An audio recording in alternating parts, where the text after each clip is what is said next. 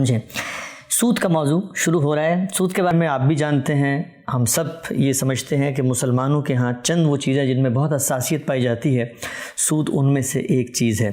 اب سود کے حوالے سے جو آپ پر اعتراض کیا جاتا ہے اس میں تاثر یہ دینے کی کوشش کی جاتی ہے کہ سود کا معاملہ ایک بالکل متفق علیہ معاملہ ہے، قرآن مجید میں صراحت سے لکھا ہوا ہے، لیکن غامدی صاحب نے شاید اس معاملے میں بھی کوئی مختلف یا منفرد رائے قائم کر دی ہے۔ ایک ایک کر کے سارے استدلالات، دینی رجحانات، فکری اور اطلاقی سوالات سب میں آپ کے سامنے رکھوں گا، لیکن سب سے پہلا سوال میرا آپ سے یہ ہے کہ سود آپ کی نظر میں ہے کیا؟ جو سود قرآن مجید میں بیان ہوا، سود کی تعریف آپ کی نظر میں کیا ہے؟ اور سود کے بارے میں جو حرمت ہے قرآن میں، اس میں کوئی آپ کے ہاں اختلاف پایا جاتا ہے یا آپ وہی بات کہتے ہیں جو باقی علماء کہتے ہیں؟ یہ جو کہا جاتا ہے کہ سود کی تعریف کی جائے تو یہ چیز تو اصطلاحات کے بارے میں ہوتی ہے۔ قرآن مجید نے اس کے لیے ربا کا لفظ استعمال کیا ہے، آپ بار بار اردو زبان میں اس کے لیے سود کا لفظ استعمال کر رہے ہیں، یہ بالکل درست ہے۔ یعنی جس چیز کو اردو زبان میں آپ سود کہتے ہیں اسی کو عربی زبان میں ربا کہتے ہیں، جس کو عربی زبان میں ربا کہتے ہیں اسی کو اردو میں سود کہتے ہیں۔ تو اس لیے یہ عربی زبان کا ایک عام لفظ ہے جیسے اردو زبان کا ایک عام لفظ ہے۔ اس کے لیے لغت کی مراجعت کی جاتی ہے، تعریف کرنے کی کوئی ضرورت نہیں ہوتی۔ ایک عام لفظ استعمال کیا قرآن مجید نے، آپ کہتے ہیں چوری بری بات ہے، آپ کہتے ہیں غبن بری بات ہے، آپ کہتے ہیں ملاوٹ بری بات ہے، آپ کہتے ہیں کم تولنا بری بات ہے۔ یہ ساری چیزیں کسی تعریف کا تقاضا نہیں کرتی۔ اس کے لیے جو الفاظ بھی استعمال کیے جائیں گے وہ عربی زبان کے ہوں گے تو عرب سمجھتے ہوں گے، اردو زبان کے ہوں گے تو اردو جاننے والے سمجھتے ہوں گے۔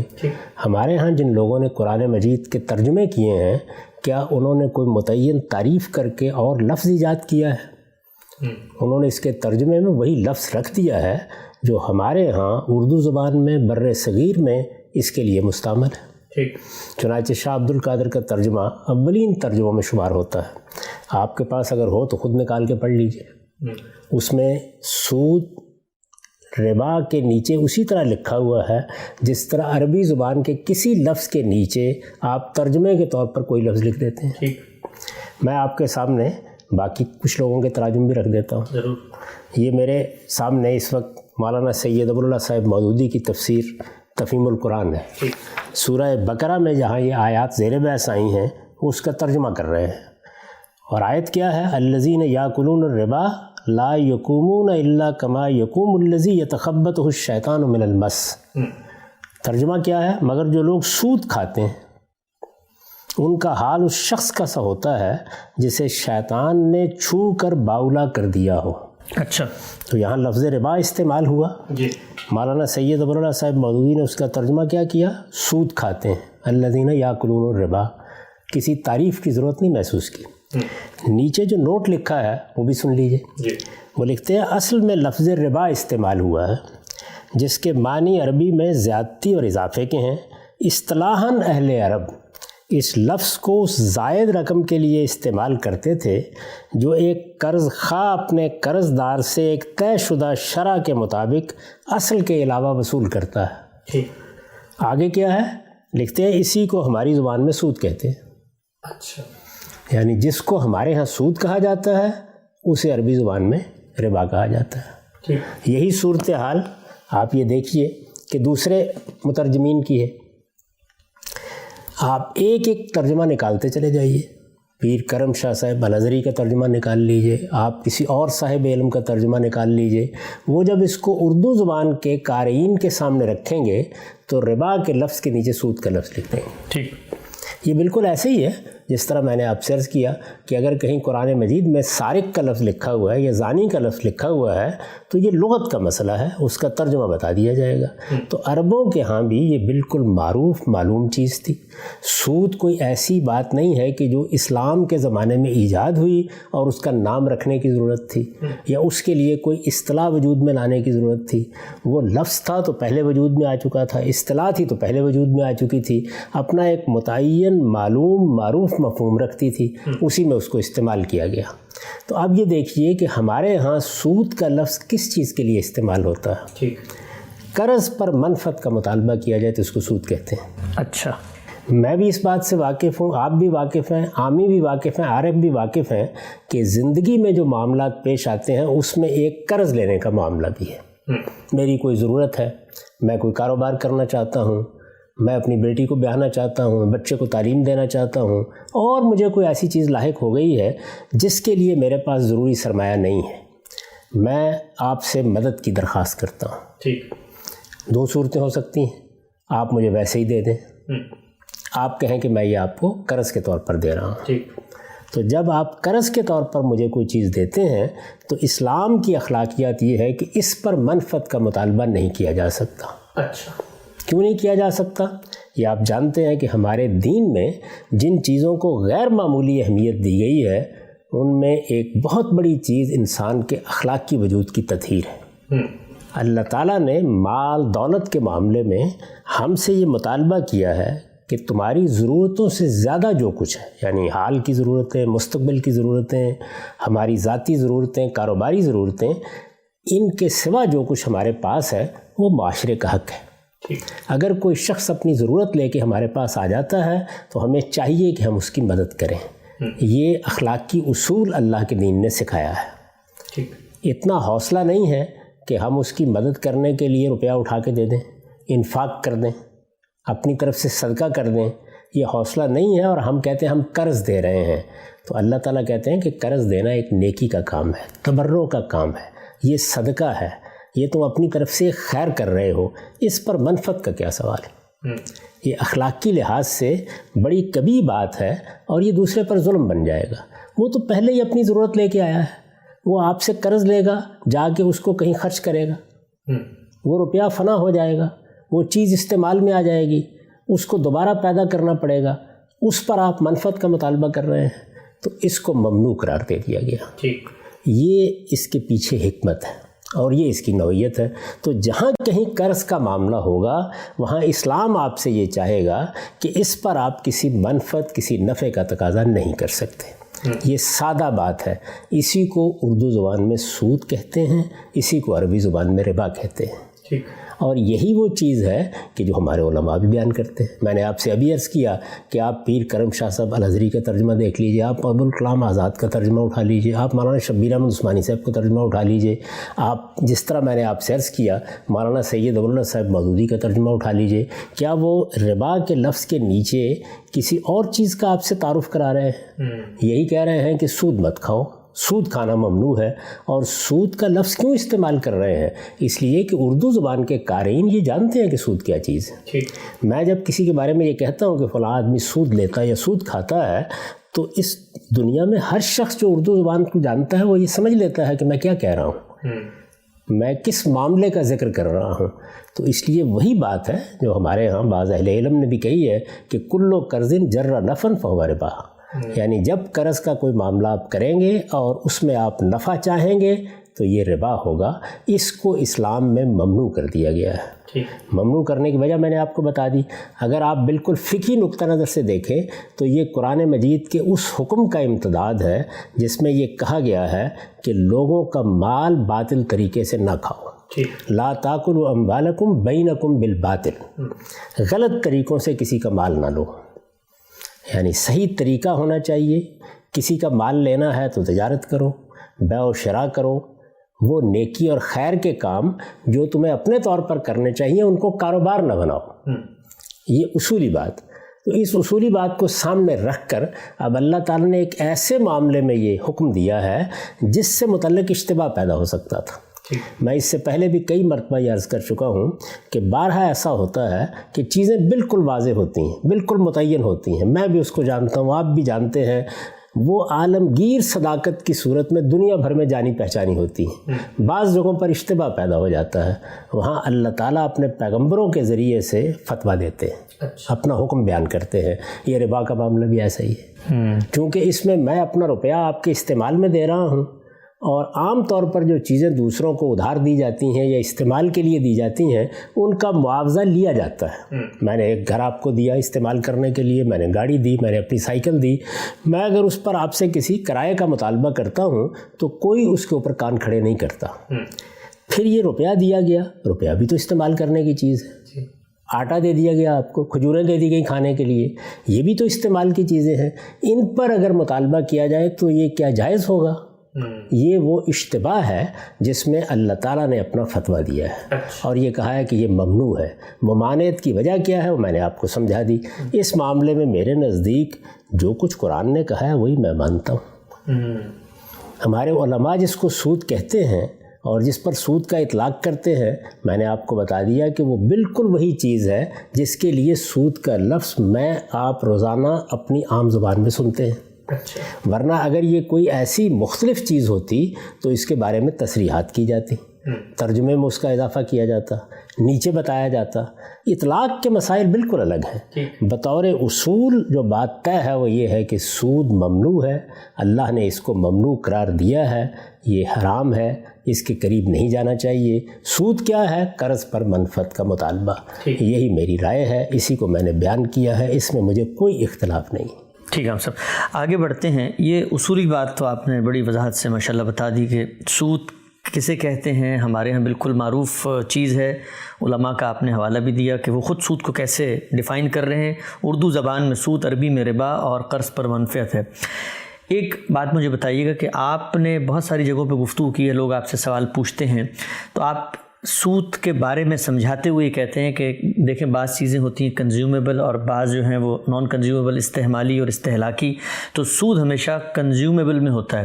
تو اب یہ جو آگے کی بات ہے، مثلا یہاں تک تو بات آپ نے کہا میرے نزدیک بھی ہوئی ہے، علماء کے نزدیک بھی ہوئی ہے کہ قرض پہ منفعت، لیکن یہ کنزیومیبل اور نان کنزیومیبل یہ تقسیم تو پھر کیا مطلب آپ نے آگے سے شامل کی؟ کیسے اس میں پیدا ہوا؟ میں کیوں شامل کروں گا؟ آپ مجھے بتا دیجئے کہ آپ سود کس کو کہتے ہیں؟ آپ روز مکان کرائے پہ لیتے ہیں، آپ گاڑیاں کرائے پہ لیتے ہیں، آپ جہازوں میں سفر کرتے ہیں، کرایہ ادا کرتے ہیں، آپ ٹرین میں سفر کرتے ہیں، کرایہ ادا کرتے ہیں، بہت سی کرائے پر لے کر چیزیں آپ روزانہ استعمال میں لا رہے ہوتے ہیں۔ کبھی آپ نے کہا کہ یہ میں سود دے رہا ہوں؟ نہیں۔ اور کبھی لینے والوں کے بارے میں کہا ہے کہ وہ سود کھا رہے ہیں؟ نہیں۔ کیوں نہیں کہتے؟ اس لیے کہ وہ استعمال کی چیزیں ہیں۔ لوگوں کو یہ بتایا گیا ہے کہ آپ یہ دیکھیں قرض کیا ہوتا ہے اور استعمال کا کرایہ کیا چیز ہوتی ہے۔ اچھا، وہی اشتباہ جو عام طور پر پیدا ہوتا ہے۔ میرا جو مضمون ہے مقامات میں، میری کتاب میں، اس کی ابتدا میں نے یہاں سے کی ہے کہ یہ کیا وجہ ہے کہ اللہ تعالیٰ کو اس میں فتویٰ دینا پڑا۔ ٹھیک، یعنی یہ کہنے کے لیے کہ چوری حرام ہے، یہ کہنے کے لیے کہ جھوٹ حرام ہے، یہ کہنے کے لیے کہ غبن حرام ہے، اللہ تعالیٰ کو کوئی بات بیان نہیں کرنا پڑی۔ کیوں کہنا پڑا؟ اس لیے کہ اس میں معاملے کا اشتباہ پیدا ہوتا ہے۔ ٹھیک، چونکہ اس کو اللہ پروردگار عالم نے حرام قرار دیا ہے تو اس وجہ سے یہ وضاحت کرنے کی ضرورت ہے کہ وہ کیا فرق واقع ہو گیا ہے۔ میں اگر آپ سے ایک چیز استعمال کے لیے لیتا ہوں اور میں آپ کو اس کا کرایہ دیتا ہوں، روز ہم کرائے کے مکان تبدیل کر رہے ہوتے ہیں، نیا کرایہ دے رہے ہوتے ہیں، گاڑیاں کرائے پر لے رہے ہوتے ہیں، سفر کے لیے نکلتے ہیں تو بہت سی چیزوں کا کرایہ دیتے ہیں اور کرائے پر دے کر ان کو استعمال کرتے ہیں۔ وہاں پر بھی ایک چیز تھی، میری ملکیت تھی، میں نے آپ کے استعمال میں دے دی، میں اس کا کرایہ لے رہا ہوں، آپ کے ماتھے پر کوئی شکن نہیں پڑتی۔ لیکن جیسے ہی آپ 10 روپے مجھ سے لیتے ہیں، جیسے ہی آپ کوئی ایسی چیز مجھ سے لیتے ہیں کہ جو آپ استعمال کریں گے تو فنا ہو جائے گی، اپنا وجود کھو بیٹھے گی، تو فوراً آپ کی زبین پر شکن پڑتی ہے کہ اس پر منفعت کا مطالبہ کیوں کیا جا رہا ہے۔ تو سود ہوتا ہی یہ ہے کہ آپ قرض پر منفعت کا مطالبہ کرتے ہیں۔ ٹھیک ٹھیک ٹھیک ٹھیک۔ قرض بالکل اور چیز ہے اور چیزوں کو کرائے پر دے کر ان کا کرایہ لینا یہ بالکل اور چیز ہے۔ یعنی جس طرح بیع و شراء میں آپ ایک چیز بازار سے لاتے ہیں، آپ لا کر اس کو بیچتے ہیں، اس پر بھی منفعت لیتے ہیں نا، لیکن وہ قرض نہیں ہے، وہ بیع و شراء کا معاملہ ہوا ہے، خرید و فروخت کا معاملہ ہوا ہے۔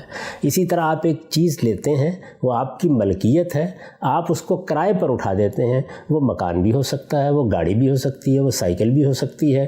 استعمال کی چیزوں کا کرایہ لینا دینا یہ ہمارے ہاں پوری معاشرت اور تمدن میں ہر جگہ جاری ہے۔ اس کے اوپر کوئی حرف رکھنے کی ضرورت پیش آتی ہے؟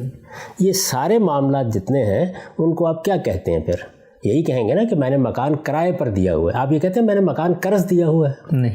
تو قرض کا لفظ، دین کا لفظ جب بولا جاتا ہے تو وہ حقیقت میں اس معاملے کے لیے بولا جاتا ہے کہ آپ کوئی فنا ہونے والی چیز استعمال کے لیے دوسرے کو دے دیتے ہیں، وہ چیز واپس نہیں لی جاتی، ہمیشہ اس کا آپ معاوضہ واپس لیتے ہیں۔ یعنی تم نے استعمال کیا، وہ چیز بھی مجھے دو، اس کی قیمت بھی دو، اور اس کے ساتھ کچھ زائد بھی ادا کرو۔ تو قرض کے معاملے اور کرائے کے معاملے، قرض کے معاملے اور بیع و شراء کے معاملے کو الگ الگ سمجھا جائے گا نا۔ یعنی نفع تو میں نے آپ کو کوئی چیز بیچ کر بھی لیا، اور میں نے آپ کو کوئی چیز کرائے پر دی استعمال کرنے کے لیے، اس میں بھی کچھ روپے آپ سے لیے، ہر مہینے لیے، ہر گھنٹے کے لیے، اور کچھ روپیہ آپ کو دیا اور اس پر کچھ نفع کا مطالبہ کر دیا۔ کیا فرق ہے ان میں؟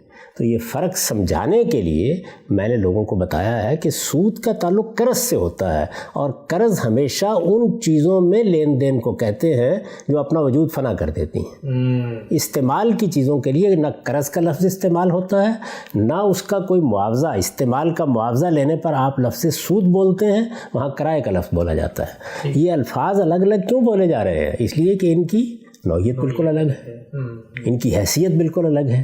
ان کو آپ خلط ملط کیسے کر سکتے ہیں؟ بیع و شراء پر نفع بالکل جائز ہوگا، کرایہ اگر آپ کسی چیز کا لیں گے تو بالکل جائز ہوگا۔ مجھے یہ بتا دیجئے دونوں میں فرق کیا ہے؟ یعنی میں نے ایک گھر، ایک سائیکل، ایک گاڑی آپ کو استعمال کے لیے دی ہے، میں نے 10,000 روپے اپنی جیب سے نکالے اور وہ استعمال کے لیے دے دیے۔ تو اللہ تعالیٰ نے ایک چیز کو جائز رکھا اور دوسری کو ناجائز قرار دے دیا۔ تو اب لوگوں کو یہ فرق سمجھانا پڑے گا نا، کیا وجہ ہے؟ فنا ہو جاتی ہے، وہ فنا ہو جاتی ہے، اور جب فنا ہو جاتی ہے تو آپ یہ نہیں کر سکتے کہ جس دن آپ چاہیں مجھے وہ چیز اٹھا کے واپس کر دیں۔ آپ کو محنت کر کے دوبارہ کمانا ہوگا، اس سے وہ چیز خریدنی ہوگی، یا مجھے وہ روپیہ لوٹانا ہوگا۔ تو اس طرح گویا مجھے وہ چیز بھی آپ کو لوٹانا پڑتی ہے، خواہ وہ روپے کی صورت میں لوٹائیں، اور مجھے آپ کو نفع بھی اس پر دینا پڑتا ہے۔ یہ وہ چیز ہے جس کو اللہ تعالیٰ نے کہا یہ ظلم ہے، یہ دوسروں کا مال باطل طریقے سے کھانا ہے۔ اور میں نے آپ سے عرض کیا کہ اس کو ہی سود کہا جاتا ہے۔ یعنی یوں بھی نہیں ہے کہ یہ ایک معاملہ نیا پیش آ گیا، رسالت مآب صلی اللہ علیہ وسلم کے زمانے میں اس کے لیے ایک اصطلاح وضع کرنی پڑی، اب بتانا پڑا کہ یہ جائز ہے یا ناجائز ہے۔ جب سے دنیا بنی ہے یہ معاملہ موجود ہے، قدیم ترین تمدن میں آپ کو یہ معاملہ ملے گا۔ یعنی لوگ چیزیں کرائے پر بھی اٹھاتے رہے ہیں، لوگ چیزیں بیچتے بھی رہے ہیں، بازاروں میں نفع بھی کماتے رہے ہیں، اور وہ قرض بھی دیتے رہے ہیں، انفاق بھی کرتے ہیں، قرض بھی دیتے ہیں۔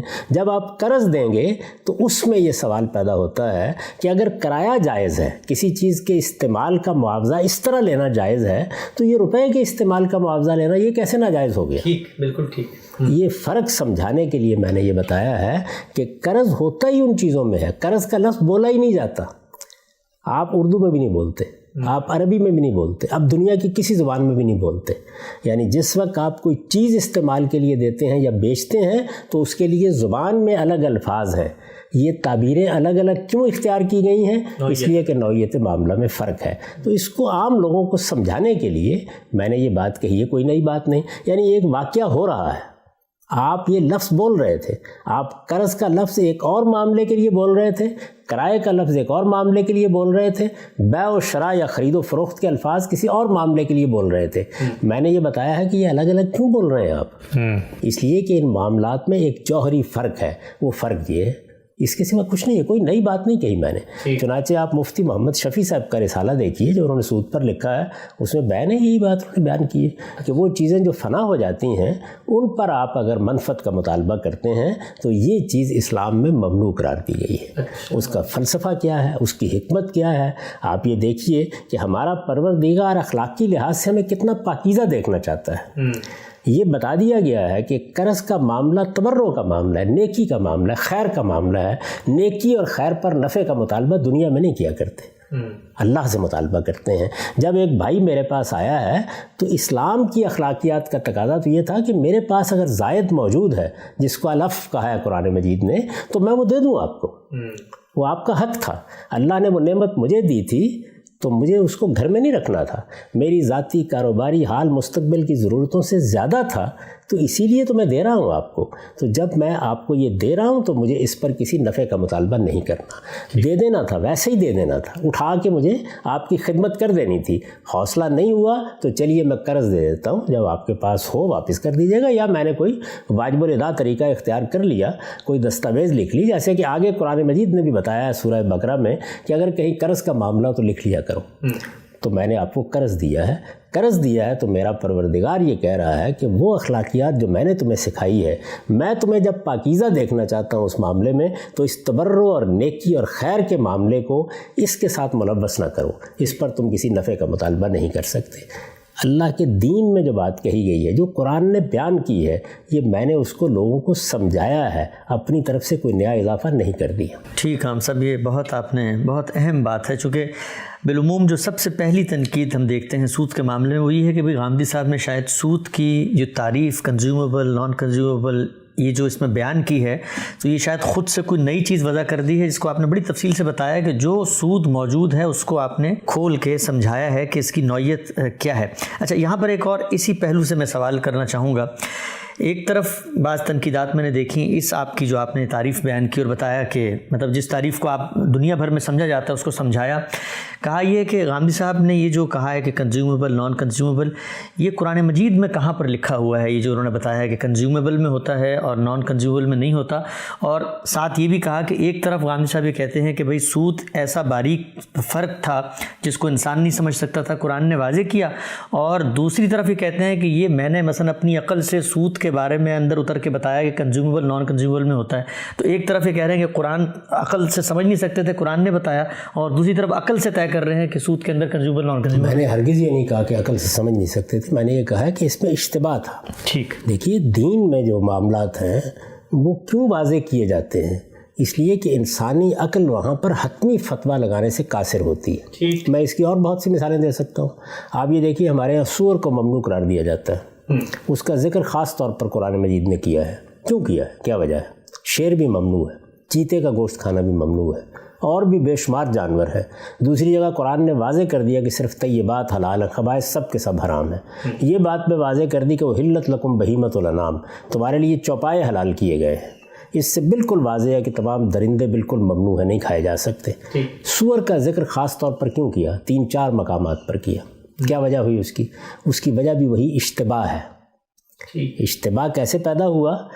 درندے ممنوع ہیں، چرندے بالکل جائز، جس کو بہیمۃ الانعام قرآن کہتا ہے، یعنی وہ جانور کہ جو گھاس چرتے ہیں اور مواشی کی نوعیت کے چوپائے جن کو ہم کہتے ہیں، ان کا گوشت کھانا بالکل حلال ہے. لیکن درندے جیسے شیر، چیتا، یہ ممنوع ہے. یہ اصولی اور بنیادی بات تھی. ایک چیز من جملہ طیبات ہے، دوسری چیز من جملہ خبائث ہے. قرآن مجید نے حرمت حلت کا اصول بیان کر دیا. اب اس جانور کا جب ہم نے تجزیہ کیا تو معلوم ہوا کہ یہ دنیا میں واحد جانور ہے کہ جو اگرچہ بکری کی صنف سے ہے، یعنی گوٹ کی سپیشیز سے ہے، لیکن اس کی کچلیاں بھی ہیں اور یہ گوشت بھی کھاتا ہے. تو اب کیا ہوا؟ یعنی صنف اور ہے، عادات بالکل اور ہے. تو اس کے نتیجے میں اس میں درندہ اور چرندہ ہونے کا معاملہ مشتبہ ہو گیا. اچھا، مشتبہات کے معاملے میں اللہ تعالیٰ نے فتویٰ دے دیا اور یہ بتا دیا کہ یہ ممنوع ہے، اس کو درندہ سمجھا جائے گا. تو جس طرح وہاں پر اس کو واضح کیا اسی طرح یہاں واضح کر دیا. یعنی بیع و شراء کے معاملات ہو رہے تھے، لوگ اس پہ نفع کما رہے تھے، اسی طرح لوگ کرائے پر چیز لے کے اس کا معاوضہ لے لیتے تھے. یہ ساری چیزیں موجود تھیں. اللہ تعالیٰ نے یہ فرمایا کہ قرض پر منفعت لینا ممنوع ہے. تو یہ کہنے کی ضرورت اس لیے پیش آئی کہ یہ کوئی نئی چیز اگرچہ نہیں تھی لیکن اشتباہ موجود تھا. اس وقت بھی لوگ بحث کرتے ہیں. اس زمانے میں بھی اگر یہ ایسی چیز ہے تو آپ ذرا چوری کے لیے کوئی ادارہ کر کے بنا کے دکھائیے، غبن کے لیے ادارہ بنائیے، یعنی اس کے اوپر لکھیے کہ یہاں غبن کرنے کے طریقے سکھائے جاتے ہیں. ٹھیک، کوئی اس کی اجازت دے گا؟ اس لیے کہ وہاں بالکل واضح ہے صورتحال. لیکن سودی کاروبار کے لیے کل ایک ادارہ قائم کر لیجیے. کیا وجہ ہے اس کی؟ اس کی وجہ وہی ہے کہ یہ عالمگیر صداقت نہیں بن سکا. اس میں وہ اشتباہ موجود ہے. کیا دنیا میں اشتباہ نہیں ہوا کرتا؟ رسالت میں آپ صلی اللہ علیہ وسلم نے فرمایا کہ الحلال بین والحرام بین، حلال بھی واضح ہوتا ہے، حرام بھی واضح ہوتا ہے، بینہما مشتبہات، ان کے درمیان کچھ چیزیں مشتبہ ہوتی ہیں. تو یہ بتایا نا اس میں کیا کرنا ہے. اب وہ مشتبہ اگر کوئی چیز تھی اور اللہ تعالیٰ نے فیصلہ سنا دیا تو وہ ہمارے لیے مشتبہ نہیں رہی. ٹھیک، واضح ہو گئی بات. اللہ کے کسی پیغمبر نے بتا دیا، ہمارے لیے مشتبہ نہیں رہی. لیکن جن چیزوں کے بارے میں آج بھی نہیں بتایا ان پر بحث ہوتی ہے نا. کتنے جانور ہیں جن کے بارے میں فقہا بحث کرتے رہتے ہیں کہ حلال ہے یا حرام ہے. کیا وجہ ہوتی ہے؟ وہی اشتباہ ہوتا ہے. اس وقت بھی بہت سے جانور ہیں کہ جن کے بارے میں کوئی شبہ نہیں کہ وہ درندے ہیں، فوراً فتویٰ دے دیا جائے گا کہ یہ حرام ہے۔ کچھ جانور ایسے ہیں کہ وہ بہیمۃ الانعام بھی نہیں ہیں، ان کو آپ درندہ بھی نہیں کہہ سکتے۔ یہ کیا ہے درمیان کی چیز؟ اسی کو اشتباہ کہتے ہیں، یعنی دونوں چیزوں کا احتمال ہو گیا، ایک معاملہ یا ایک چیز محتمل الوجہین ہو گئی۔ ادھر سے دیکھیے تو معلوم ہوتا ہے کہ درندہ ہے، ادھر سے دیکھیے تو معلوم ہوتا ہے کہ چرندہ ہے۔ اب جب اللہ تعالیٰ نے اصول بتا دیا کہ چرندے سب کے سب جائز ہیں، ان کا گوشت کھا سکتے ہو، اور درندے سب کے سب ممنوع ہیں، وہ خبائث ہیں، ان کے قریب نہیں جاؤ گے، وہ بہیمۃ الانعام نہیں ہے، تو ظاہر ہے کہ اشتباہ کے موقع کے اوپر پھر رائے قائم کرنی پڑے گی نا۔ اس وقت فقیہ قائم کرتا ہے، مجتہد قائم کرتا ہے، وہ معاملہ جس میں بڑے اشتباہ کا امکان تھا اس میں اللہ تعالیٰ نے خود ورڈکٹ دے دیا اور یہ بتا دیا کہ سور کا گوشت کھانا ممنوع ہے۔ بالکل اسی اصول کے اوپر ربا یا سود کے بارے میں یہ بتا دیا کہ اگرچہ یہ معاملہ اشتباہ میں ڈال سکتا ہے کسی شخص کو، لیکن اللہ کا حکم یہی ہے۔ آپ اندازہ کیجئے کہ یہ جو سود ہے یا ربا ہے جس کا ذکر آپ کر رہے ہیں، یہ ہمارے ہاں کوئی اسلام سے شروع ہوا ہے، دنیا میں ہمیشہ سے موجود رہا ہے۔ قرآن مجید نے بنی اسرائیل کی فرد قرار دادے جرم بیان کرتے ہوئے یہ کہا کہ سود کھاتے تھے۔ اچھا، قرآن مجید میں ذکر ہے نا اس کا، تو سود کھاتے تھے تو وہاں کیا استعمال کیا لفظ؟ ربا۔ تو اس کا مطلب یہ ہے کہ یہ عربی زبان کا ایک عام لفظ ہے، عرب اس سے پوری طرح واقف تھے۔ ہمارے ہاں بھی کسی کو تردد نہیں ہوا جب ہم نے اس کا ترجمہ کرنا چاہا اور اردو دان طبقے کو سمجھانا چاہا تو اس کے نیچے سود کا لفظ لکھ دیا، بیاج کا لفظ لکھ دیا۔ یہ سود بیاج یہ اس لفظ کا ترجمہ ہے۔ اور کیوں لکھ دیا؟ اس لیے کہ سود اور بیاج وہی، جیسے مولانا صاحب مودودی نے لکھا کہ سود کا لفظ جب ہم بولتے ہیں تو اس کے معنی جانتے ہیں، یہ وہی چیز ہے جس کو عربی زبان میں ربا کہا جاتا ہے۔ تو یہ بات اگر آپ سامنے رکھیں تو میں نے صرف قرآن مجید نے جس چیز کو ممنوع قرار دیا اس کو سمجھایا ہے۔ جیسے ہمارے یہاں بہت بحثیں ہو رہی تھیں اس موضوع پر کہ سور کی حرمت کی کیا وجہ ہے، کیا سرائیاں لوگ کر رہے تھے، تو میں نے یہ بتایا کہ اس کی وجہ یہ ہے کیونکہ اللہ تعالیٰ نے درندوں کو گوشت کھانا ممنوع قرار دیا ہے، چرندوں کا گوشت کھانا بالکل جائز ہے، یہ بہیمۃ الانعام ہے جن کا گوشت کھانا جائز کیا گیا ہے۔ اس کے بارے میں جو اشتباہ تھا اللہ تعالیٰ نے اس کو دور کر دیا۔ تو وہاں جب میں نے بتایا تو ایک خدمت کی، یہاں پر یہ بتا کر بھی وہی خدمت کر رہا ہوں کہ سود کہتے کسے ہیں؟ کیا کرائے کو سود کہتے ہیں؟ کیا بیع و شراء کے نفع کو سود کہتے ہیں؟ اگر آپ دیکھیں تو ہمارے ہاں بعض لوگوں نے یہ بحثیں پیدا کی ہوئی ہیں۔ وہ کیا کرتے ہیں؟ وہ مادہ کھول کے بیٹھ جاتے ہیں، یعنی ربا کا لفظ جو ہے یہ فلاں مادے سے بنا ہے، اس میں زیادتی کا مفہوم پایا جاتا ہے، زیادتی اور استحصال اور ظلم کی فلاں قسمیں سب سود ہیں۔ یہ زبان کا صحیح استعمال نہیں ہے۔ زبان میں لفظ بنتے کیسے ہیں یہ ایک الگ بحث ہے، جب وہ بن جاتے ہیں تو کس مفہوم میں استعمال ہوتے ہیں وہاں سے ان کے معنی طے کیے جاتے ہیں۔ تو عربی زبان میں ربا کا لفظ جس معنی میں استعمال ہوتا تھا وہ بالکل وہی معنی ہے جو ہمارے ہاں لفظ سود سے ادا کیے جاتے ہیں۔ ٹھیک ہے، ہم سب بہت ہی تفصیل سے آپ نے بتایا، اور اس سے میرا خیال ہے کہ یہ جو ایک شبہ یا سوال پیدا ہوتا ہے کہ آپ نے شاید تعریف کے اندر کوئی تبدیلی کی ہے یا خود سے کوئی چیز پیدا کر دی ہے سود کو سمجھاتے ہوئے، بالکل واضح ہے۔ آگے بڑھتے ہیں، بلکہ آگے بڑھنے سے پہلے میں ایک دفعہ پھر یہاں پر رک کر یہ پوچھنا چاہوں گا آپ سے کہ اب تک ہم نے جتنی گفتگو کی اس میں سود کے حوالے سے قرآن مجید نے جو واضح ایک 4 کارنرز دے دی ہیں کہ یہ چیز ممنوع ہے، اس میں کوئی گنجائش نہیں ہے، جس کو آپ نے وضاحت سے بیان کیا، اس میں اور ہماری امت کے اندر جو ایک پوری علمی روایت ہے جس میں سود کے بارے میں اللہ تعالیٰ کے اس حکم کو سمجھا گیا اور بتایا گیا ممنوع ہے، آپ میں اور ان میں مطلب اس بات کو بیان کرنے میں کہ سود حرام ہے کوئی فرق نہیں ہے۔ صرف ربا الفضل کا ایک معاملہ ہے جس کے معاملے میں میرا نقطہ نظر مختلف ہے، لیکن وہ عام آدمی کا مسئلہ نہیں ہے۔ وہ ہمارے ہاں فقہی کتابوں میں جو چیزیں لکھی ہوئی ہیں ان کا مسئلہ ہے، اس پر کوئی گفتگو کرنا ہوگی تو الگ سے کر لیں گے۔ میں یہ بتاؤں گا کہ وہاں ہمارے ہاں روایات کو سمجھنے میں کیا غلطی ہوئی ہے، راویوں کے بیان کرنے میں کیا غلطی ہوئی ہے۔ وہ ایک نقد کا سود الگ سے ایجاد کیا گیا۔ باقی جہاں تک قرآن مجید میں جو ربا استعمال ہوا ہے اس کو اسی مدعا کے تحت ہمیشہ رکھا جاتا ہے۔ میں نے آپ سے عرض کیا کہ آپ اولین ترجمے قرآن کے اٹھا لیجئے، آج کے زمانے کے اٹھا لیجئے، ہر جگہ آپ کو اس کا ترجمہ سود ہی ملے گا۔ تو سود کا لفظ جب آپ اردو میں بول رہے ہوتے ہیں تو وہاں کوئی مسئلہ پیدا ہوتا ہے، وہاں کوئی اختلاف سامنے آتا ہے۔ آپ ایک عام آدمی سے کہیں کہ فلاں سود کھاتا ہے تو اس کا مدعا اس کا مطلب سمجھ لیتا ہے۔ اس چیز کو واضح کرنے کے لیے آپ کچھ مثالیں دینی پڑتی ہیں، بات سمجھانا پڑتی ہے، دوسری چیزوں سے تقابل کر کے آپ کو بتانا پڑتا ہے۔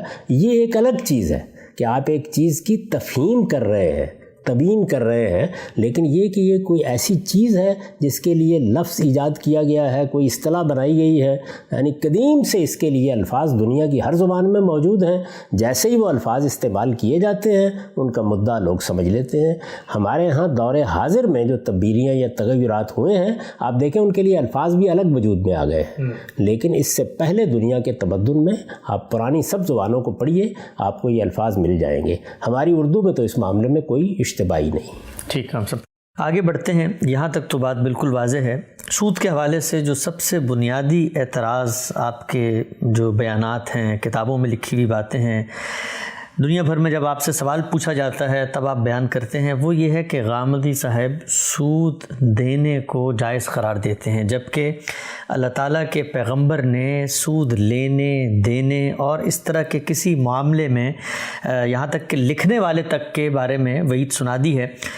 اس موضوع پر اب ہم آگے بڑھتے ہیں اور ایک ایک کر کے میں آپ سے اس پر سوال کرتا ہوں۔ پہلا سوال یہ ہے کہ آپ نے اپنی کتاب میں جب اس پہ آرٹیکل لکھا تو وہاں یہ بتایا کہ جو لوگ اسے ممنوع قرار دیتے ہیں، یعنی سود دینے کو، ان کے پاس قرآن و حدیث میں کوئی دلیل نہیں ہے، اور پھر خود ہی آپ ایک حدیث بیان کرتے ہیں اور کہتے ہیں کہ اس سے لوگوں نے بات غلط سمجھی ہے۔ تو اس کا مطلب حدیث تو ہے جس سے لوگوں نے بات غلط سمجھی؟ نہیں، دیکھیے بات یہ ہے، قرآن میں نے پہلے یہ بتایا کہ قرآن مجید میں سود کو ممنوع قرار دیا گیا ہے۔ سب سے پہلے اللہ کی کتاب کو دیکھنی چاہیے کہ وہ کیا چیز ہے جس کو ممنوع قرار دیا جا رہا ہے، وہ ہم نے سمجھ لیا۔ ٹھیک ہو، قرض پر منفعت کا مطالبہ کرنا۔ اب میں نے توجہ دلائی ہے کہ یہ دیکھیے کہ کیا قرآن مجید سورہ روم میں جب اس کا ذکر کرتا ہے وَمَا آتَيْتُم مِّن رِبًا لِيَرْبُوَ فِي أَمْوَالِ النَّاسِ، تو وہ سودی قرض ہے جس پر آپ نفع لیتے ہیں، ٹھیک لیتے ہیں۔ اچھا، سورہ آل عمران میں ذکر کرتا ہے لا تاکلوا الربا اضعافا مضاعفا، بڑھتا چڑھتا سود نہ کھاؤ۔ کیا کہہ رہا ہے؟ نہ کھاؤ۔ سود دینا زیر بحث ہی نہیں۔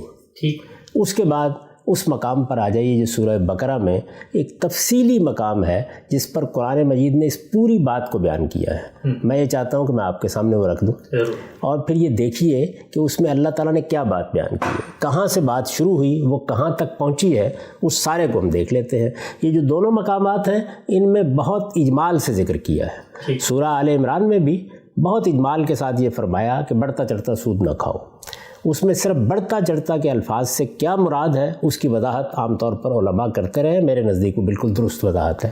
اچھا، اسی طریقے سے سورہ روم کی آیت ہے، اس میں اگر آپ استاد امام کی تفسیر پڑھ لیں تو آپ کو معلوم ہو جائے گا کہ اس کا صحیح مدعا کیا ہے۔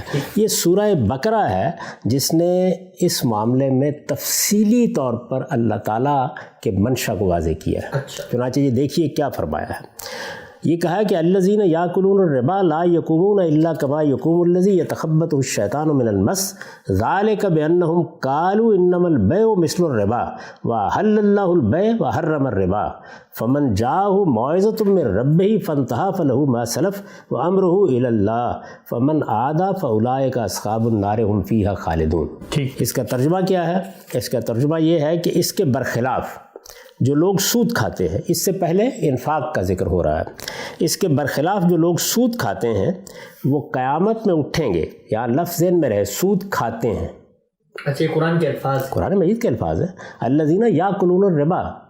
اس کے برخلاف جو لوگ سود کھاتے ہیں وہ قیامت میں اٹھیں گے تو بالکل اس شخص کی طرح اٹھیں گے جسے شیطان نے اپنی چھوت سے پاگل بنا دیا۔ ٹھیک، کھانے والوں کے بارے میں، کھانے والوں کے بارے میں یہ اس لیے کہ انہوں نے کہا ہے کہ بیع بھی تو آخر سود ہی کی طرح ہے۔ یہ دیکھیے وہی بات جو ہم کر رہے تھے، یعنی بیع اور شراب میں بھی نفع لیا جاتا ہے، تو لوگ کہتے تھے کہ اس میں اور اس میں کیا فرق ہے، میں نے ایک سودا لا کے بیچا، اس پر میں نے نفع لے لیا، میں نے آپ کو روپیہ استعمال کرنے کے لیے دیا، میں نے اس پر نفع لے لیا، ٹھیک، اس میں آخر مسئلہ کیا ہو گیا؟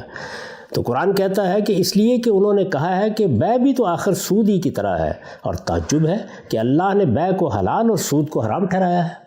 یعنی وہ اس بات پر استجاب کا اظہار کرتے تھے، تعجب کا اظہار کرتے تھے کہ یہ کیا وجہ ہے کہ بیع کی طرح کی چیز ہے، اللہ نے ایک کو حلال کہہ دیا، دوسری کو حرام ٹھہرا دیا۔ اس میں کوئی شک نہیں کہ اللہ نے اسے حرام ٹھہرایا ہے، لہٰذا جسے اس کے پروردگار کی تنبیہ پہنچی اور وہ باز آ گیا تو جو کچھ وہ لے چکا سو لے چکا۔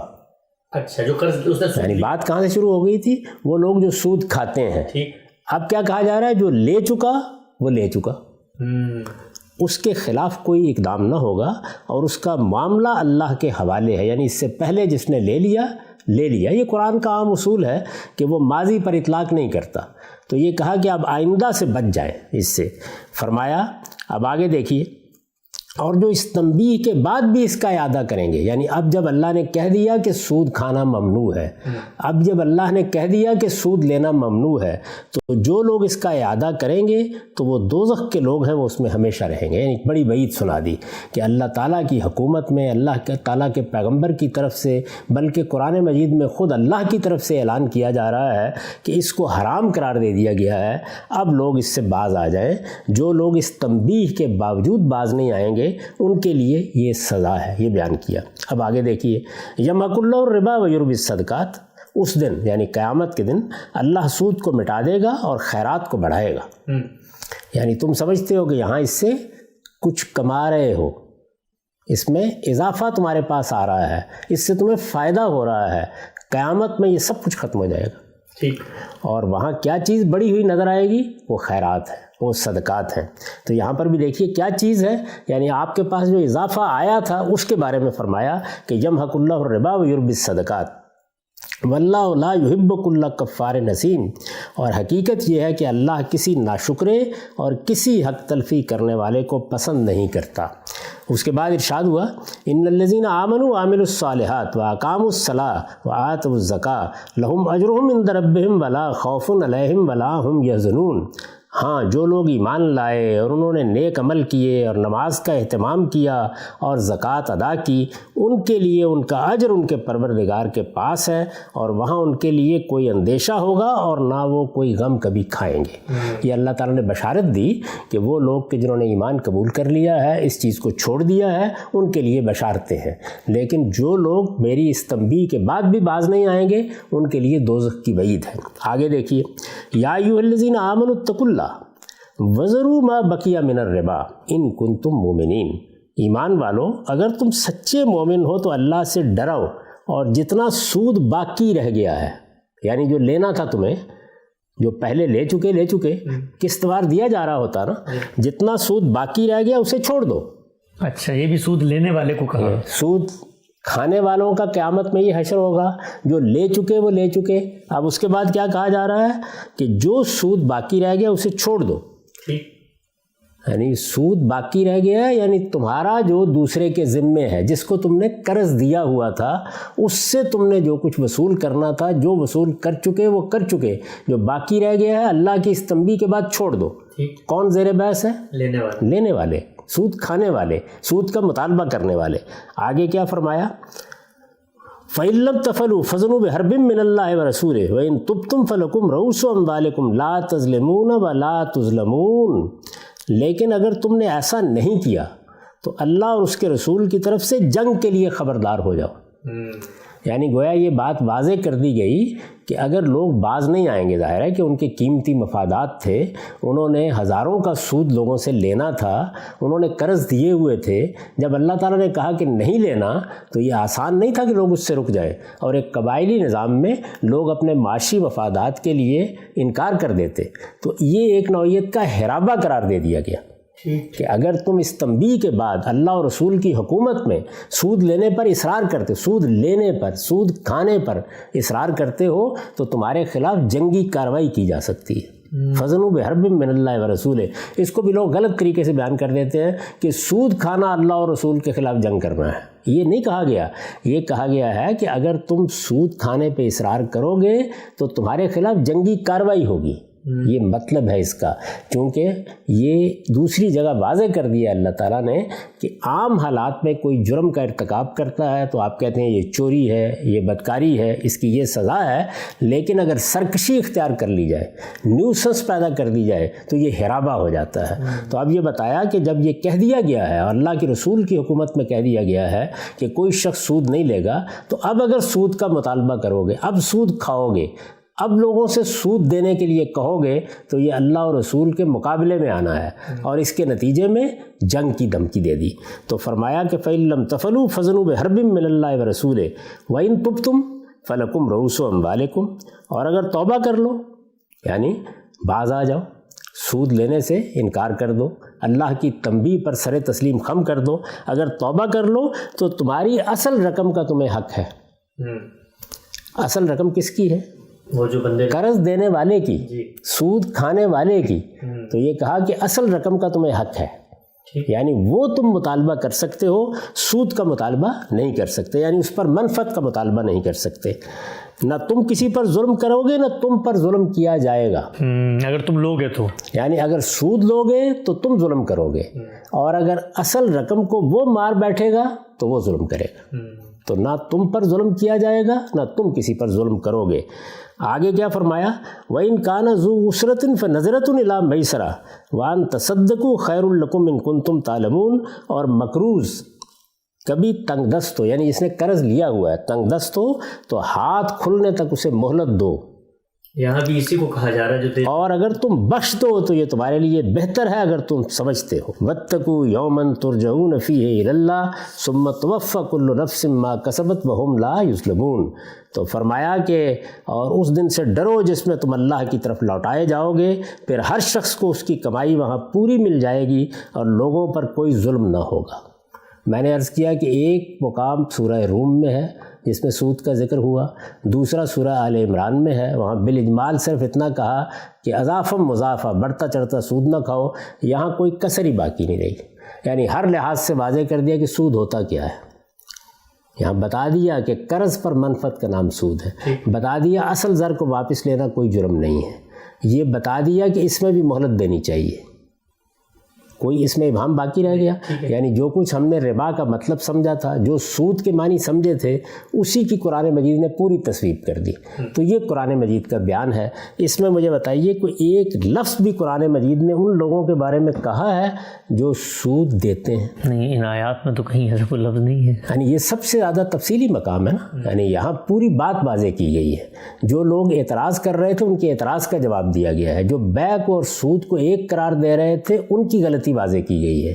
یہاں بتایا گیا ہے کہ لینے کا کیا حق ہے۔ یہاں جتنی تفصیل کے ساتھ بات کی گئی ہے کہ اگر یہ کرو گے تو یہ نتیجہ نکلے گا، یہ کرو گے تو یہ نتیجہ نکلے گا، اور باقاعدہ وعید سنائی گئی ہے کہ باز نہیں آؤ گے تو جہنم میں جاؤ گے، اور اسی طرح دنیا میں بھی آخری کارروائی کی دھمکی دے دی گئی ہے کہ اگر باز نہیں آؤ گے، نہیں رکو گے، اس تنبیہ کے بعد بھی لوگوں سے سود کا مطالبہ کرو گے، تمہارے خلاف جنگی کارروائی کی جائے گی۔ تفصیل کے ساتھ یہ بات یہاں قرآن مجید نے واضح کر دی۔ یہ بھی بتا دیا کہ کیا چیز ہے جو زیر بحث ہے۔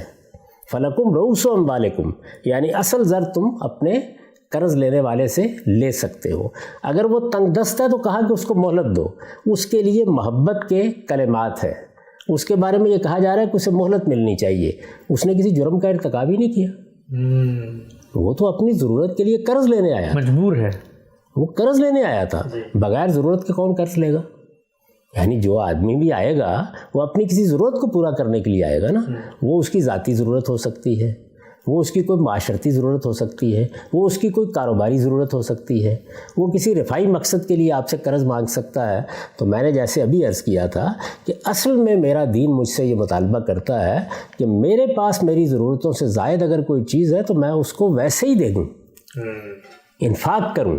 اور آپ یہ دیکھیے جو آیات ہیں ان سے پہلے بڑی تفصیل کے ساتھ یہ بتایا ہے کہ انفاق کتنی بڑی نیکی ہے۔ ہمارے دین کی بنیادی دو چیزوں پر قائم ہے، اللہ سے تعلق کے لیے نماز اور بندوں کے ساتھ خیر اور نیکی کے لیے انفاق۔ تو انفاق کروں، اگر میں نے انفاق نہیں کیا تو میں دوسرے درجے پر آ گیا ہوں، میں اب قرض دے رہا ہوں۔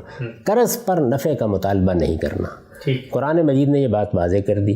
سوال یہ ہے کہ اگر سود دینا یا قرض جا کے کسی سے لینا یہ بھی کوئی بری بات ہوتی تو قرآن مجید یہ کہتا، ان لوگوں سے بھی کہتا کہ تم آئندہ سے قرض نہیں لوگے، اس کے لیے کوئی شخص نہیں جائے گا۔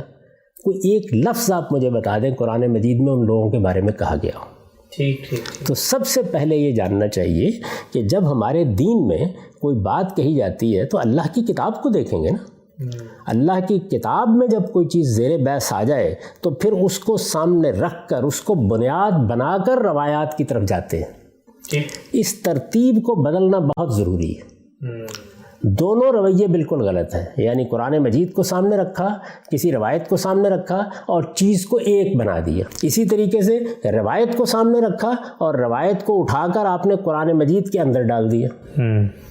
آپ کو کیا کرنا ہے, صحیح طریقہ کیا ہے؟ سب سے پہلے اگر وہ معاملہ قرآن مجید میں زیر بحث آ گیا ہے تو اللہ کی کتاب کے پاس جائیے.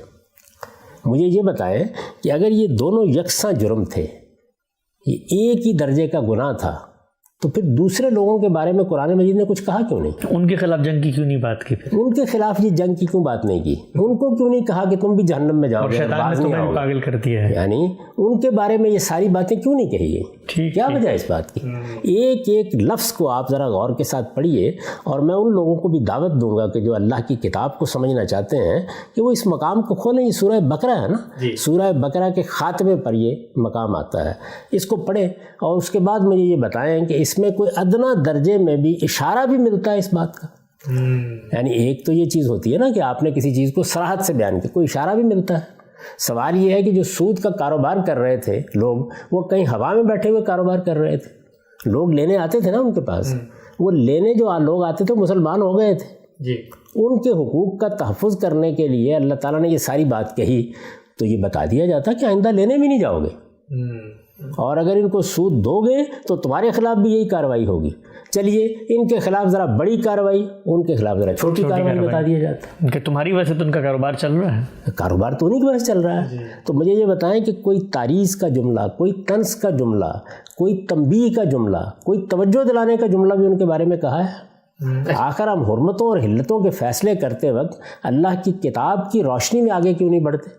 میں ابھی روایت پر جاؤں گا, لیکن سب سے پہلی چیز جس کی طرف میں نے توجہ دلائی ہے وہ یہ ہے کہ اللہ کی کتاب میں اس کو بڑی محکم جگہ پر بیان کر دیا گیا ہے, اور پھر آپ کو بہت وضاحت کے ساتھ یہ سمجھایا ہے کہ کیوں سود کھانا ممنوع ہے. جب میں سود لیتا ہوں تو میں دوسرے کے ساتھ زیادتی کر رہا ہوتا ہوں. اللہ تعالیٰ نے اس کو ظلم قرار دیا ہے. میں اپنے اخلاقی وجود کے خلاف ایک اقدام کر رہا ہوتا ہوں کہ میں ایک بھائی ضرورت مند کو کوئی چیز دے کے اس پر نفع کا مطالبہ کر رہا ہوں. اللہ تعالیٰ کے یہاں جو چیزیں ممنوع قرار دی جاتی ہیں ان کے پیچھے کوئی حکمت ہوتی ہے, کوئی بات ہوتی ہے, اور یہاں یہ نہیں کہ میں کوئی حکمت اس میں داخل کر رہا ہوں, اس کو خود اللہ تعالیٰ نے بیان کر دی ہے. کون ہے کہ جو سود کھاتے ہیں؟ کون ہے کہ جو قیامت میں اٹھیں گے تو اس طرح اٹھیں گے کہ گویا شیطان نے سود سے ان کو پاگل بنا دیا ہے؟ یہ سب باتیں کن کے بارے میں کہی ہیں؟ سود دینے والوں کے بارے میں کہی ہیں. یہ جو کہا کہ جو لے چکے وہ لے چکے, اب اس کے بعد مطالبہ نہیں کر سکتے, یہ سود دینے والوں کو کہا ہے. ایک لفظ ہی اللہ تعالیٰ کہہ دیتے کہ جو لوگ بیچارے جا کے قرض لیتے ہیں اور ان کو سود دینا پڑتا ہے, آج کے بعد وہ بھی باز آ جائے. مان لیا ان کی مجبوری ہے, لیکن وہ باز نہ آئے تو ان کے خلاف بھی یہ کارروائی ہوگی. یا چلیے کارروائی نہ کریں اس لیے کہ مجبور لوگ ہیں, یہ کہہ دیں کہ اگر تم اس پر اصرار کرو گے اور پھر سود لینے کے لیے جاؤ گے اور سود دو گے تو قیامت میں یہ سزا ملے گی. نہ قیامت کی سزا کا کوئی ذکر, نہ مواخذے کا کوئی ذکر, نہ کوئی تنبیہ ان کو کی گئی. کسی جگہ مجھے بتا دیں کہ قرآن مجید میں یہ ذکر ہوا ہو؟ کہیں بھی نہیں ہوا. اب اس کے بعد پہلے اصولی بات سمجھیے, اور وہ یہ کہ اب کسی روایت میں کوئی بات آئے گی تو قرآن مجید نے جو محکم اصول قائم کر دیے ہوں گے ان کی روشنی میں اس کو سمجھا جائے گا. آپ ترتیب نہیں بدل سکتے. کوئی فور کارنرز ہوں گے جن میں یہ فریم قرآن نے متعین کر دیے, یہ بتا دیا ہے کہ وہ کیا کر رہا ہے. یعنی آپ پھر اس کو سن لیجئے. پہلے اصول بیان کیا اور وہ یہ بتا دیا کہ لا تاکلوا اموالکم بینکم بالباطل, یہ قرآن مجید میں اصول ہے. اور وہاں بھی کیا کہا؟ لا تاکلوا اموالکم, یعنی تم یہ مال کھاؤ نہیں. غلط طریقے سے مال کھانا, چوری کر کے مال کھانا, غبن کر کے مال کھانا, ملاوٹ کر کے مال کھانا, ان سب میں یعنی یہ بالکل ایسے ہی ہے کہ آپ یہ کہیں کہ بھائی ٹھیک ہے ملاوٹ کرنے والے کو تو روکا گیا ہے, جس کو دیا گیا ہے اس نے بھی تو جا کے سودا خریدا تھا نا, اس کے ساتھ زیادتی ہوئی ہے, اس کے ساتھ ظلم ہوا ہے. جب میں نے اپنے ایک بھائی کی ضرورت پوری کرنے کے لیے اس کو قرض دیا اور اس سے منفعت کا مطالبہ کیا تو اس کے ساتھ زیادتی ہوئی ہے. وہ تو ہو سکتا ہے بیمار بیٹی کو علاج کے لیے لے رہا ہو, یا کسی بھی ضرورت کے لیے لے رہا ہو. میں کہتا ہوں کاروبار کو بہتر کرنا چاہتا ہے, وہ کوئی ہٹی کھولنا چاہتا ہے, کوئی دکان کھولنا چاہتا ہے, کوئی بھی کام کرنا چاہتا ہے. ضرورت تھی تو آیا تھا نا میرے پاس, تو وہ اپنی ضرورت لے کے آیا. قرآن مجید کہتا ہے یہ تبرع کا عمل تھا, نیکی کا عمل تھا, خیر کا عمل تھا, تمہیں اس کا معاوضہ, اس کا اجر اللہ سے لینا تھا. یہ تو نیکی تمہیں کرنی چاہیے تھی, اس پر تم کیسے یہ کہہ سکتے ہو؟ تو کون زیر بحث ہے؟ اللہ تعالیٰ کی وعید کا مخاطب کون ہے؟ دوزخ کی وعید کس کو دی گئی ہے؟ دنیا میں فضل و بحرب من اللہ و رسول کس کو کہا گیا ہے؟ سود کھانے والوں کو، سود لینے والوں کو، سود کا مطالبہ کرنے والوں کو۔ قرآن مجید نے کسی جگہ اشارہ تک نہیں کیا اس شخص کے بارے میں جو قرض لینے کے لیے جا رہا ہے اور اس کو اس پہ سود دینا پڑ رہا ہے۔ یہ موقع تھا نا، یہ بتا دیا جاتا کہ دیکھو ہم نے روک دیا ہے، سود کھانا ممنوع قرار دے دیا ہے، ان کے ساتھ تو ہم نمٹیں گے لیکن آئندہ کوئی جائے گا بھی نہیں۔ ان کے بارے میں یہ بھی نہیں کہا کہ آئندہ نہیں جاؤ گے۔ اچھا، کوئی بات نہیں ہے قرآن مجید میں۔ تو اس کو پہلے محکم جگہ پر رکھ لے، یعنی طے کر لے کہ اللہ کی کتاب کس جگہ سے کسی چیز کی ممانعت کر رہی ہے، ٹھیک، اس کے بعد پھر روایات میں ہم جائیں گے۔ ٹھیک، روایات جتنی ہیں، اگر وہ 1 ہے 2 ہے 4 ہے تو لائیے، پھر میں آپ کو ان اصولوں کو سامنے رکھ کر یہ سمجھاؤں گا کہ روایت کو سمجھا کیسے جاتا ہے۔ اور یہ معاملہ صرف یہاں نہیں ہے، ہمارے ہاں ہر جگہ یہی ہوا۔ وہ ربا الفضل جس کا میں نے ابھی ذکر کیا، اس میں کیا ہوا ہے؟ یعنی قرآن مجید نے بتا دیا سود کیا ہے، قرآن مجید نے اس کے حدود معین کر دیے، سورہ بقرہ میں کوئی کسر نہیں چھوڑی۔ یعنی اگر کسی کو تعریف بھی متعین کرنی تھی تو یہاں سے متعین کر لیتا۔ اولاً تو اس کی کوئی ضرورت ہی نہیں تھی، اس لیے کہ یہ ایک عام معروف معلوم چیز تھی، لیکن اگر یہی کرنا تھا تو یہاں سے کر لیتے۔ ربا الفضل ایک نقد کا سود ہمارے یہاں روایتوں سے سمجھا گیا۔ میں نے ان کا تجزیہ کر کے اپنی کتاب میں بتایا ہے کہ راویوں نے ایک روایت سے ایک جملے کو پکڑا اور ایک جگہ ڈال دیا، دوسری جگہ سے پکڑا اور دوسری جگہ ڈال دیا، 2 الگ الگ باتیں بالکل غتر بود ہو کر رہ گئی۔ یعنی ان کا مطلب ہی اب کسی کی سمجھ میں نہیں آتا۔ تو روایت کو ہمیشہ اللہ کی کتاب کی روشنی میں سمجھا جائے گا۔ اس بات پر ہم بہت تفصیلی گفتگو کر چکے ہیں کہ روایت ہے کیا۔ یعنی اللہ کا پیغمبر یہ کتاب دے کے دنیا سے چلا گیا، اللہ کے پیغمبر نے سنت قائم کر دی، یعنی وہ اعمال جاری کر دیے جو ہمیں کرنے ہیں۔ یہ دونوں چیزیں ہو گئیں، دین پایا تکمیل کو پہنچ گیا، اعلان کر دیا گیا کہ الیوم اکملت لکم دینکم۔